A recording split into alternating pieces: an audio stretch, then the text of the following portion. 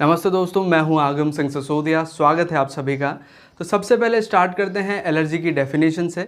Allergy is defined as the abnormal and unusual response of the human immune system against the foreign substance. यानी कि अगर सरल भाषा में समझें तो यह है एक असाधारण प्रतिक्रिया जिसके तहत इम्यून सिस्टम किसी बाहरी तत्व या फॉरेन सब्सटेंस के प्रतिरोध में कुछ ज़्यादा ही सक्रिय हो जाता है, जिसकी वजह से व्यक्ति के शरीर को काफ़ी हानि होती है। आगे चलकर हम देखेंगे कि एलर्जी के क्या सिम्टम्स होते हैं, एलर्जी का क्या कारण होता है, एलर्जी का निदान कैसे किया जा सकता है, यानी कि एलर्जी का डायग्नोसिस कैसे होता है, एलर्जी का ट्रीटमेंट कैसे हम कर सकते हैं, और साथ ही जानेंगे क्या प्रिकॉशंस हमें लेने चाहिए ताकि हमें एलर्जी के सिम्टम्स से ज़्यादा हार्म ना हो।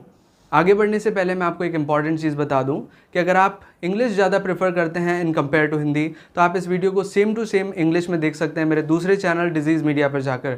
वीडियो का लिंक मैंने डिस्क्रिप्शन में दे दिया है, वहाँ जाकर आप इस वीडियो को देख सकते हैं। और अगर आप हिंदी में कंटिन्यू करना चाहते हैं तो इस वीडियो के साथ बने रहिए। तो सबसे पहले तो आपको दो इम्पॉर्टेंट टर्म्स का अर्थ पता होना बहुत ज़रूरी है, जो कि है एलर्जन एंड एलर्जिस्ट।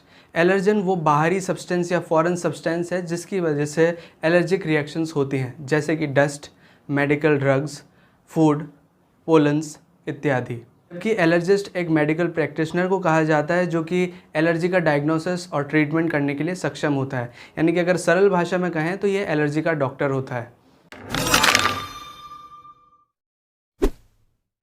एलर्जी के सिम्टम्स अलग अलग हो सकते हैं। बेसिकली ये दो फैक्टर्स पे डिपेंड करते हैं। पहला तो एलर्जन कि किस एलर्जन की वजह से एलर्जी हो रही है, दूसरा कि व्यक्ति उस एलर्जन के प्रति किस तरह का रिस्पॉन्ड दिखा रहा है। यहाँ पर हम इसे कुछ एग्जाम्पल्स की मदद से समझने की कोशिश करते हैं। जैसे कि सीजनल एलर्जीज़ के केस में कॉमन साइंस एंड सिम्टम्स देखने को जो मिलते हैं वो हैं नाक बहना, नाक जाम हो जाना, आँखों से आंसू गिरना, आँखों में जलन होना, आँखों में सूजन आ जाना, जो कि कुछ सर्टेन टाइप्स के एलर्जन जैसे कि पोलन्स या मोल्ड्स की वजह से होती है, जो कि साल के किसी एक पर्टिकुलर सीज़न में ही देखने को मिलते हैं। अगर हम बात करें फूड एलर्जीज़ की तो यहाँ पर आपको कॉमन सिम्टम्स देखने को मिलते हैं, जैसे कि उल्टी, दस्त या पेट में जकड़न, या फिर बॉडी के किसी पार्ट में सूजन आ जाना या चेहरे पे सूजन आ जाना। जैसे कि सामान्यतः आपने देखा होगा कई लोगों को जब वो खट्टी चीज़ें खा लेते हैं तो उनके चेहरे पर या फिर उनके होंठ पे या फिर गले में सूजन आ जाती है, क्योंकि ये कारण है कि उनकी बॉडी उस खट्टी चीज़ को एक्सेप्ट नहीं कर रही है, उसको एक फॉरेन सब्सटेंस की तरह ले रही है, एक एलर्जन की तरह ले रही है। इसकी वजह से उनको ये सूजन जैसी समस्याएँ देखने को मिल रही हैं। तो चलिए एक और आखिरी एग्जांपल से समझते हैं, जो कि है स्किन एलर्जी का, जिसे आप सभी रिलेट कर पाएंगे अपने आप से। जब भी कोई इंसेक्ट बाइट करता है, फॉर एग्जांपल एक हनी भी, एक मधुमक्खी जब आपको काट लेती है तो जिस एरिया में वो बाइट करती है उस एरिया में सूजन आ जाती है। कारण ये है क्योंकि वो बॉडी का हमारा पार्ट एलर्जिक रिस्पॉन्स दिखा रहा है, यानी कि वो फॉरेन सब्सटेंस जो मधुमक्खी के स्टिंग में था, जो कि उसके डंक में था, वो हमारी बॉडी के लिए एलर्जन है। तो जब भी हमारी बॉडी उस एलर्जन को पाएगी तो वो उसके खिलाफ एक्शन लेगी, तो वो एक्शन जो है वो एलर्जिक रिस्पॉन्स के रूप में आपको देखने को मिलेगा कि वो जो एरिया है वो पूरी तरह लाल हो गया होगा, उस जगह पूरा सूजन आ गई होगी, वो एक एलर्जी का सिम्टम है। तो यहाँ पर इन सभी एग्जाम्पल से जो मैं कंक्लूड करना चाहता हूँ कि एलर्जन किस तरह का एलर्जन है, किस तरह का बाहरी तत्व है जो कि बॉडी के अंदर एंटर किया गया है, उस पर डिपेंड करेगा कि एलर्जी का सिम्टम्स किस तरह आते हैं। तो एलर्जी के कॉज को समझने से पहले आपको एक सवाल का जवाब जानना बहुत ज़रूरी है कि आखिर एलर्जी होती क्यों है। एलर्जी के होने का कारण है हमारी बॉडी का किसी फॉरेन सब्सटेंस के प्रति डर, यानी कि हमारी बॉडी डरती है कि बाहरी कोई भी सब्सटेंस आएगा वो बॉडी को हार्म करे, उससे पहले बॉडी उस सब्सटेंस के प्रति प्रतिक्रिया दिखा देती है कि उस सब्सटेंस से हमको हार्म ना हो, लेकिन वो प्रतिक्रिया इतनी ज़्यादा होती है कि उल्टा वो हमारी बॉडी को ही हार्म कर जाती है। ये कारण है एलर्जी क्यों होती है। अब यहाँ पर एक और सवाल रह जाता है कि एलर्जी के क्या रिस्क फैक्टर्स हैं। तो अभी तक कोई पर्टिकुलर रिस्क फैक्टर एलर्जी का डिफाइंड नहीं है, लेकिन जेनेटिक्स और फैमिली हिस्ट्री को इसका एक रिस्क फैक्टर माना जाता है। हालांकि कुछ रिसर्चेस ये भी कहती हैं कि जो व्यक्ति सिजेरियन डिलीवरी से बर्थ लेते हैं वो ज़्यादा हाई रिस्क पे होते हैं एलर्जी के लिए। कारण ये है कि वो मदर के माइक्रोबायोम को एनकाउंटर नहीं कर पाते।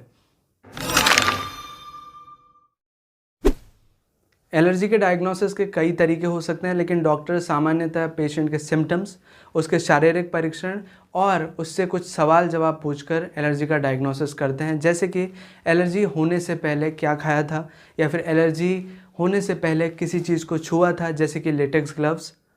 इसके बाद ब्लड टेस्ट और स्किन टेस्ट से एलर्जी को कंफर्म किया जाता है।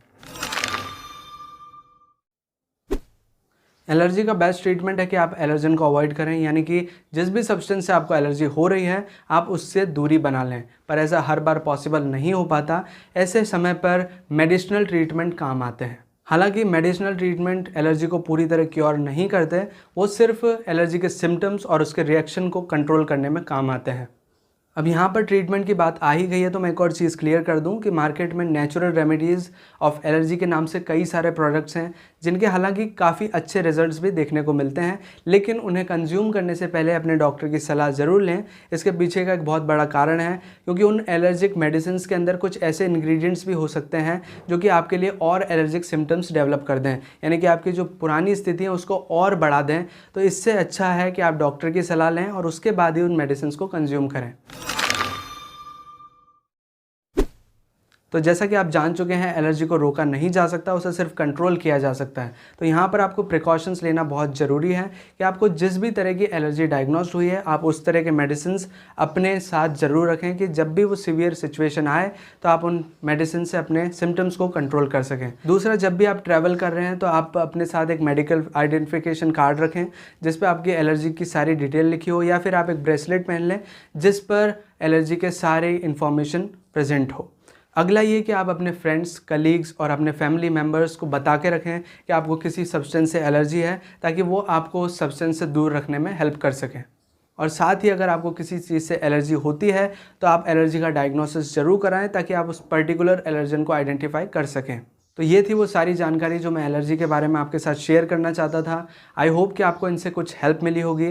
अगर आपको ये वीडियो किसी भी तरह हेल्पफुल लगे तो प्लीज़ वीडियो को लाइक कीजिएगा और शेयर कीजिएगा अपने फ्रेंड्स के साथ। और अगर आपने चैनल सब्सक्राइब नहीं किया है तो प्लीज़ चैनल को सब्सक्राइब कर लीजिए, क्योंकि मैं इसी तरह के वीडियोज़ लेके आता हूँ। और अगर आप चाहें तो मुझे ट्विटर, फेसबुक, इंस्टाग्राम पर भी फॉलो कर सकते हैं। सभी के लिंक आपको डिस्क्रिप्शन में मिल जाएंगे। और साथ ही मेरे नए चैनल डिजीज़ मीडिया को भी आप सब्सक्राइब कर सकते हैं। तो आज के लिए कुछ इतना ही, फिर मिलते हैं अगले वीडियो के साथ।